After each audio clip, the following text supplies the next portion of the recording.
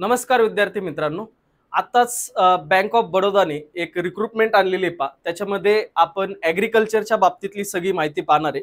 याच्यावरचा जो detail video असेल ऑदरसाठी तो व्हिडिओ आकाश सर बनवतील परंतु ॲग्रिकल्चरसाठी याच्यामध्ये जागा खूप काही जागा आपल्याला दिसतात तर 190च्या आसपास तुमच्या जागा असतील. तर त्याच्यामध्ये बऱ्याच जणांचा प्रश्न असा आहे की तो एक्सपिरियन्स कसा काय या सगळ्या गोष्टी तिथं आपल्याला सगळ्या ॲडमध्ये पाहून घ्यायच्या आहेत ते ऍड आपण डिटेलमध्ये पाहणार आहे की नेमकी काय काय आहे ॲग्रीच्या बाबतीत. तर त्या गोष्टी आपण या व्हिडिओच्या माध्यमातून पाहणार आहे. तर पहा, सुरुवात करूया. ते म्हणजेच काय, याचं जे काही ऑनलाईन रजिस्ट्रेशन जे असेल बँक ऑफ बडोदा ही मागच्या 2000 मला असं वाटतं की 2019 पासून यांनी डायरेक्टली EFO भरलेले नाहीयेत. डायरेक्टली 19 का 20 पासून ते डायरेक्टली अशाच ऍड काढतात की ज्याच्यामध्ये एक्सपिरियन्स असेल. बरं, तो एक्सपिरियन्स तुमचा फायनान्शियल सर्व्हिस किंवा इन्शुरन्स किंवा बँकिंग सेक्टर मधला असला पाहिजे असे त्या जागा काढत असतात तर तशाच जागा आता सुद्धा आलेल्या आहेत तर त्याची डिटेल आपण पाहूया. पहिलं ते म्हणजेच हे जे फॉर्म असतील याला भरण्याची सुरुवात कधीपासून आहे. तर हे फॉर्म भरण्याची सुरुवात आजपासून झाली 6/8/2025 म्हणजे आजपासून तर ते 26/8/2025 पर्यंत हे फॉर्म तुम्हाला भरता येणार आहे हे डेट महत्वाचे असतील, 2 डेट. त्याच्यानंतर आपल्यासाठी महत्वाचं जे असेल ते म्हणजेच पुढचं पोस्ट क्वालिफिकेशन एक्सपिरियन्स. आता इथं महत्वाचं आहे, ह्या पोस्ट आहेत एक्सपिरियन्सच्या बेसिसवरती. एक्सपिरियन्सच्या बेस त्यांनी सरळ सरळ काय मेन्शन केलंय post qualification experience below 6 months in any organisation and experience in clerical cadre would not be consider. म्हणजे क्लेरिकलचा एक्सपिरियन्स चालणार नाही, तिथं ऑफिसर केडरचा एक्सपिरियन्स असला पाहिजे हे त्यांनी सांगितलंय. दुसरं गोष्ट म्हणजे तुमचा जो एक्सपिरियन्स असेल तो एक्सपिरियन्स 6 महिन्याच्या पेक्षा तुमचा त्या ऑर्गनायझेशन मध्ये जास्त असला पाहिजे. 6 महिने तिथं चालणार नाही. 6 महिन्याचा एक्सपिरियन्स कुठलाही काउंट केला जाणार नाही. त्याच्यानंतर दुसरं त्यांनी हे सांगितलंय की हे अशाच कॅन्डिडेटने अप्लाय करा की ज्यांना ऑल ओव्हर इंडिया पॉसिबल आहे पोस्टिंगसाठी. इथं सरळ दिलंय. बऱ्याच जण असं वाटत असेल फक्त महाराष्ट्रात याची सर्व्हिस असेल, तर नाही, ऑल ओव्हर इंडिया याची पोस्टिंग असेल हे लक्षात ठेवा. त्याच्यानंतर पुढे गेल्यानंतर 2 पोस्ट साठी याचे जागा आलेले आहेत. ते म्हणजेच मॅनेजर सेल, ज्याच्यासाठी तुम्हाला आकाश सर डिटेल व्हिडिओ बनतील. आपलं जे ॲग्रिकल्चरच्या बाबतीत आहे ते म्हणजेच रुरल अँड ॲग्रिकल्चर बँकिंग हे त्यांचं डिपार्टमेंट आहे. याच्यामध्ये त्यांनी जागा काढल्यात. त्या टोटल जागा किती आहेत ॲग्रीसाठी? 190. टोटल किती जागा आहेत? 190 आहेत. आता 2 भागामध्ये त्यांनी त्या विभागलेल्या आहेत. पहिली पोस्ट जी असेल ती officer agriculture cell. Officer agriculture cell ही जी पोस्ट असेल ही जी पोझिशन असेल याच्यासाठी भरती आली जी स्केल 1 साठी ती असणार आहे. स्केल 1 आहे आणि याची जी जागा असेल ह्या 142 आहेत. किती आहेत त्या? 142. याच्यामध्ये जे एज क्रायटेरिया आहे तो एज क्रायटेरिया किती? 24 मिनिमम आणि त्याच्यानंतर मॅक्सिमम आहे तुमचं 36. हे लक्षात ठेवा बरं, दोन्ही आहे. 24 आणि 36 पर्यंत तुमचं एज असलं पाहिजे. त्याच्यानंतर दुसरं ते म्हणजेच तुमचं ग्रॅज्युएशन कशामध्ये असलं पाहिजे? तर ग्रॅज्युएशन असलं पाहिजे ॲग्रिकल्चर मध्ये.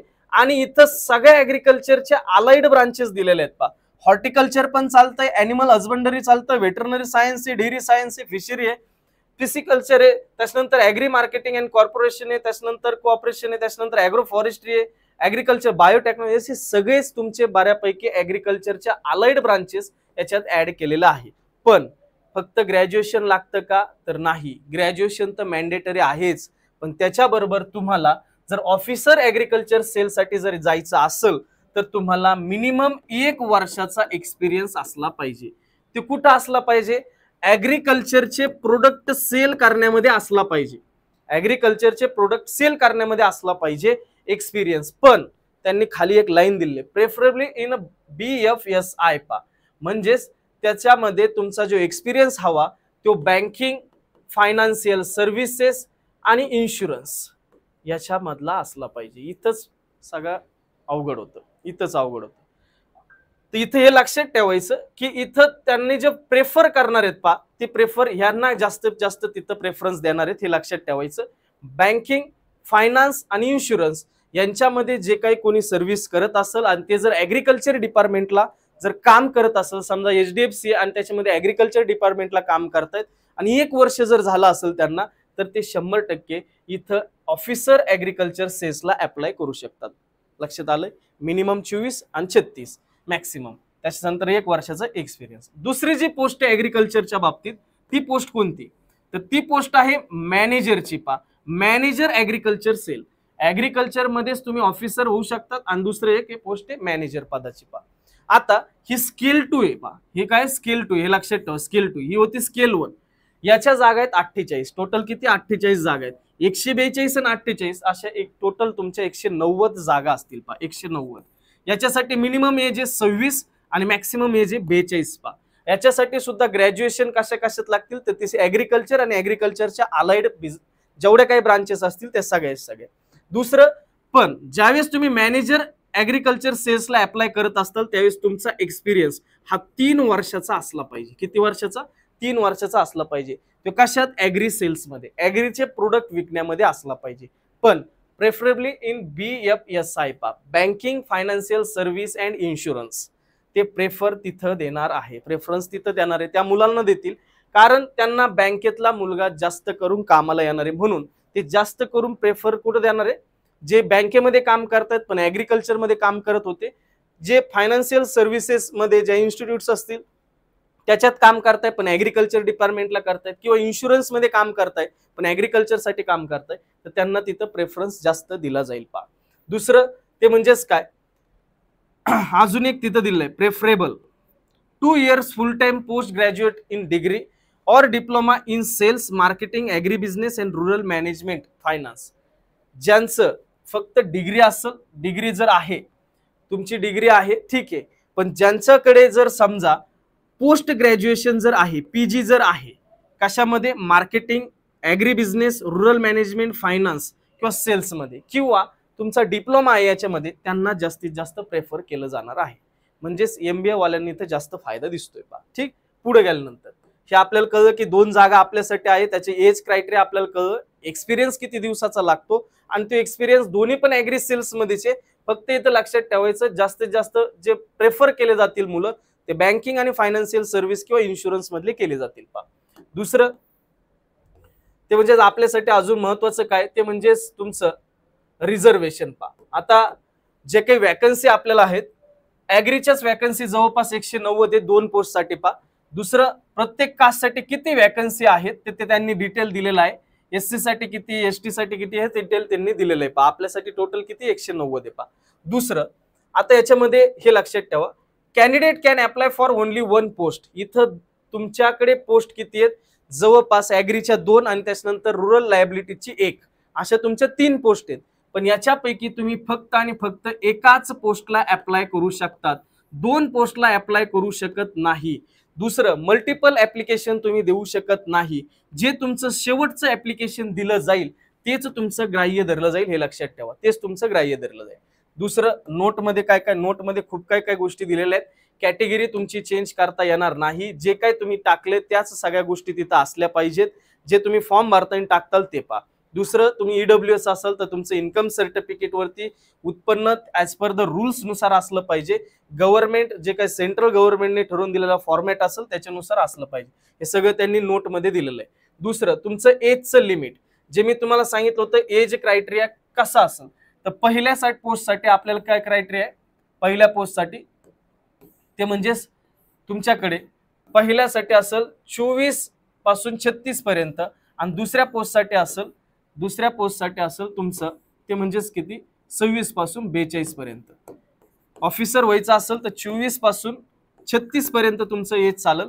आणि त्याच्यानंतर तुमचं जर मॅनेजर व्हायचं असेल 26 पासून 42 पर्यंत चालेल. पण याची तारीख 1/8/2025 पर्यंत असलं पाहिजे. 1/8/2025 पर्यंत असलं पाहिजे. इथं रिलॅक्सेशन त्यांनी दिलेलं आहे. जर तुम्ही SC ST जर असताल तर तुम्हाला 5 वर्षाचं रिलॅक्सेशन भेटेल, OBC असताल तर 3 वर्षाचं रिलॅक्सेशन भेटेल, आणि पर्सन विथ डिसॅबिलिटी जर असेल तर तुम्हाला जनरल 10, OBC 13 आणि SC ST साठी 15 एवढं रिलॅक्सेशन भेटेल. पुढे गेल्यानंतर ऍप्लिकेशन फी किती, फॉर्म भरायचा आहे, फी किती, तर ही फी जी आहे ही 850 रुपये आहे. कोणाला?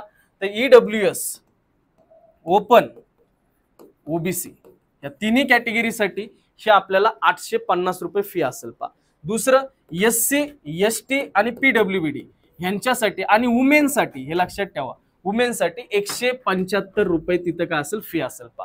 दुसरं लोकेशन मी आत्ताच सांगितलंय की ऑल ओव्हर इंडिया तुमची पोस्टिंग असेल, त्यांनी सरळ सरळ मेन्शन केलेलं आहे ऑल ओव्हर इंडिया. दुसरं यांचं पेमेंट, सगळ्या गोष्टी पेमेंटसाठीच असतात, तर पेमेंट किती आहे तर हे आपल्याला महत्वाचं आहे.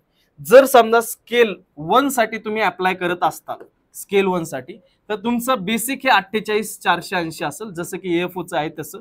तुमचा पगार बऱ्यापैकी 65-70 पर्यंत जातो. त्याच्यानंतर ज्यावेळेस तुम्ही स्केल 2 साठी अप्लाय करत असताल तर तुमचा बेसिक आहे 64,820, तुमचा पगार जातो 93च्या आसपास, 1 लाखाच्या आसपास तुमचा पगार जाईल पा. ठीक, तर ह्या तुमचा पगाराच्या बाबतीत होतं. दुसरं क्रेडिट हिस्ट्री पा. आता हे खूप महत्वाचं आहे. आता यांनी जरी आपल्या कोर्टाने हायकोर्टाने निर्णय दिलाय की बाबा तुमचं सिबिलचा बँकेमध्ये ज्यावेळेस नोकरी मिळवतं त्यावेळेस तेवढं इम्पॉर्टंट नाही, परंतु अशी एक केस घडलेली आहे जे की आता रिसेंटली AFO त्याला क्रेडिट स्कोअरसाठी त्यांनी एक्सटेन्शन घ्यायला लावलं होतं. त्याचा मला फोन आलता, परंतु त्यांनी एक्सटेन्शन घ्यायला लावलं, त्यांनी रिक्वेस्ट केल्यानंतर त्याला थांबवलं, परंतु त्याला क्रेडिट स्कोअर हा त्याला काय करायला लावला, सुधारायला लागलाय. तर तो क्रेडिट स्कोअर जे असेल त्याची पहिली काळजी घ्या. ते त्यांनी सरळ सरळ सांगितले 680 पेक्षा तुमचा जॉईनिंगच्या टायमिंगला 680 पेक्षा जास्त क्रेडिट स्कोअर असला पाहिजे पा. दुसरं प्रोबेशन पिरियड आहे का याच्यामध्ये, तर प्रोबेशन पिरियड आहे, हे लक्षात ठेवा. 1 वर्षाचं तुमचं प्रोबेशन पिरियड असेल, त्याच्यानंतर तुमचा परफॉर्मन्स, तुमची वागणूक वगैरे पाहून तुम्हाला तिथं पुढे कंटिन्यू केलं जाईल पा परमनंट. त्याच्यानंतर सर्व्हिस बॉन्ड आहे का, बॉन्ड आहे हे लक्षात ठेवा. तर बॉन्ड किती रुपयाचा आहे, तर बॉन्ड आहे 5 लाखाचा पा. तुम्हाला 3 वर्ष सर्व्हिस करावी लागेल. जर 3 वर्षाच्या आतमध्ये जर सर्व्हिस सोडायची असेल तर तुम्हाला 5 लाख रुपये तिथं भरावे लागतील पा. पुढे गेल्यानंतर जॉईनिंग केल्यानंतर 3 वर्ष. पुढे गेल्यानंतर इलिजिबिलिटी क्रायटेरिया ते त्यांनी दिलेला आहे पा. काय काय क्रायटेरिया लागतो आपण वरतीच पाहिलंय, BSc ऍग्री वगैरे हे लागतंय तिथं. त्याच्यानंतर पुढं नॅशनॅलिटी सिटिझनशिप हे 1/8/2025 पर्यंत तुमची असली पाहिजे. त्याच्यानंतर पुढे गेल्यानंतर याची सिलेक्शन प्रोसेस कशी असेल, एक टेस्ट असेल, ऑनलाईन टेस्ट असेल पा ही टेस्ट. त्याच्यानंतर तुमचा एक तर पर्सनल इंटरव्ह्यू होईल किंवा ग्रुप डिस्कशन सुद्धा होऊ शकतं. ते ग्रुप डिस्कशन घ्यायचं की पर्सनल इंटरव्ह्यू घ्यायचं हे सगळा त्यांच्याकडे अधिकार असेल. ते ज्यावेळेस तुमचं स्टुडंट किती आहेत काय याच्यानुसार हे याच्यापैकी काय घ्यायचं हे ठरवतील, किंवा दोन्ही घ्यायचंय का हे पण तेच ठरवतील. पण आपल्याला एक टेस्ट तुम्हाला द्यावा लागेल, ऑनलाईन टेस्ट. त्याचा स्कोअर पाहून तुम्हाला पुढे भेटलं जाईल पा, चान्स भेटला जाईल. पुढे ऑनलाईन टेस्ट जी असेल पा, ही ऑनलाईन टेस्ट कशा प्रकारे असते किंवा कोणते कोणते विषय आहेत. आता पहा, तुम्ही ज्यावेळेस ऑनलाईन टेस्ट देणार, एकच पेपर आहे, त्याच्यामध्ये रिझनिंग असणार आहे, त्याच्यामध्ये इंग्लिश असेल, त्याच्यामध्ये क्वांट असेल, त्याच्यामध्ये प्रोफेशनल नॉलेज असेल. आता जर तुम्ही ऍग्रिकल्चरला जर अप्लाय करत असाल तर ऍग्रिकल्चरच विषय असणार प्रोफेशनल नॉलेज पा. आणि क्वांट रिझनिंग इंग्लिश असेल, 25 क्वेश्चन्स 25 मार्क रिझनिंगसाठी, इंग्लिशचे 25 क्वेश्चन 25 मार्क, क्वांटचे 25 क्वेश्चन 25 मार्क्स, आणि तुमचे प्रोफेशनल नॉलेज पहा 75 क्वेश्चन 150 मार्क, 2 मार्काला एक क्वेश्चन आहे. दुसरं जे क्वांट रिझनिंग इंग्लिश असेल यांच्यासाठी कंबाईंड टायमिंग आहे 75 मिनिटाचा, आणि फक्त प्रोफेशनल नॉलेज साठी 75 मिनिटाचं तुम्हाला टायमिंग दिलेलं आहे पा. आणि ही जी एक्झाम असेल इंग्लिश सोडला तर इंग्लिश प्लस हिंदी अशा दोन्ही लँग्वेज मध्ये असेल, इंग्लिश सोडून अशी तुमची टोटल मॅक्सिमम 225 मार्काची पेपर असेल आणि 150 तुमचे टोटल क्वेश्चन्स असतील. टोटल टाइम तुमचा 150 मिनिट असेल. दुसरं इथं अजून एक महत्वाचं आहे, काय महत्वाचं आहे, the above section and test excepted the test of English language will be available. Hindi आणि इंग्लिश मध्ये आहे, इंग्लिश सोडून तुम्हाला सगळे विषय हिंदी आणि इंग्लिश मध्ये भेटतील. त्याच्यानंतर महत्वाचं सेक्शन टेस्ट 1, 2, 3 म्हणजे रिझनिंग, इंग्लिश आणि क्वांट हे जे असेल हे क्वालिफाईंग नेचरचे आहे. कसे ते क्वालिफाईंग नेचरचे आहेत, याचे मार्क धरले जाणार नाहीत, फक्त तुम्हाला त्याच्यात पास व्हायचंय. जे काही कट ऑफ लागेल तेवढा कट ऑफ तुम्हाला काढावं लागेल. तुमचे जे मार्क धरले जातील ते मार्क असतील प्रोफेशनल नॉलेजला पा. ते मार्क कशाला असतील, प्रोफेशनल नॉलेजला असणार पा. इथं लक्षात ठेवायचं प्रोफेशनल नॉलेज आपलं स्ट्रॉंग असलं पाहिजे. प्रोफेशनल नॉलेजला एक क्वेश्चन 2 मार्काला आहे हे लक्षात ठेवायचं. याचेच मार्क धरून याच्यावरतीच मेरिट लावून तुम्ही इंटरव्ह्यू किंवा GD साठी क्वालिफाय झालेले असताल पा. दुसरं अजून त्यांनी काय सांगितलं ते म्हणजेच काय, तर the minimum qualifying marks percentage of a marks in each section would be 40% for the general EWS category, 35 reserve कॅटेगरीसाठी. आता हे जरी क्वालिफाईंग नेचरचे असले तरी पण त्यांनी तिथं मार्काचं लिमिट दिलेलं आहे. जर तुमचे 40% तुम्ही जर ओपन कॅटेगरी जर असाल किंवा EWS जर असताल तर तुम्हाला त्या मार्काचे 40% पडले पाहिजेत, किंवा रिझर्व्ह कॅटेगरी असेल तर 35% पडले पाहिजे. आणि जे काही मेरिट लागेल ते तुमचा फायनल जो कट ऑफ असेल याच्यामध्ये कट ऑफ निघून तुम्हाला याच्यात मॅक्सिमम स्कोअर करणं आहे. पुढं दुसरी महत्वाची गोष्ट, there will be no negative marking. आपल्यासाठी महत्वाचं, there will be no negative marking for any of the section of the online test for a wrong answer. कुठल्याही प्रकारची निगेटिव्ह मार्किंग तिथं नाहीये. रिस्क घ्यायला आपल्याला सोपं आहे. If a question is left, no answer is given by the candidate, there will be no penalty of that question. तुम्हाला त्याचा मार्क नाही भेटणार आणि पेनल्टी पण नाही लागणार जर तुम्ही क्वेश्चन तो सोडलेला नसेल तर.